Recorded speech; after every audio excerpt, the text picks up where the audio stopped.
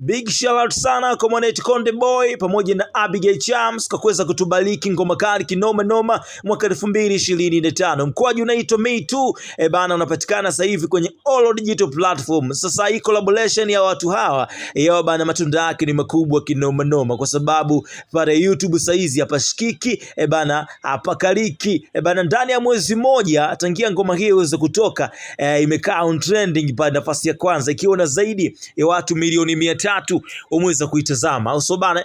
Lakini ukisogea pale Spotify unakutana na watu zaidi ya 500 wameweza kuisikiliza ngoma ya kwake Hamu ya ngoma ya kwake Abi Chams akiwa amempa shavu Konde Boy, au so bana. Lakini pia ukija kuangalia hapa bana kwenye Shazam pale Uganda ni nafasi ya kwanza, lakini Kenya nafasi ya pili, nafasi ya 3, huku Zambia ni nafasi ya 5 na Tanzania nafasi ya 13, United Arab Emirates bana nafasi ya 95 huko.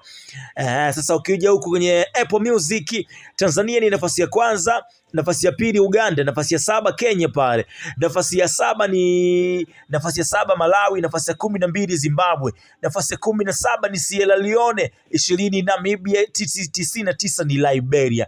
So ni matunda na mafanikio makubwa sana kwa mkari Konde Boy Harmonize TZ kwa mwaka huu 2025 kwa kuweza kutubariki ngoma kali sana kiwa na Abi Chams, ngoma ambayo imeanza kupenetrate na kwenda mbali zaidi bana kwenye mafanikio ya muziki kibongo bongo. So big shout out pia kwa bana A-Cup ambayo imezidi kutubariki muziki mzuri kila siku ambayo inakuwa inaituleo. So ngoma hii bana ya kwake Harmonize, ngoma ya Abi Chams akiwa na Harmonize kujia kwa siku ya jana imeweza kwenda viral sana, na hii ngoma bana iliweza kuplayiwa kwenye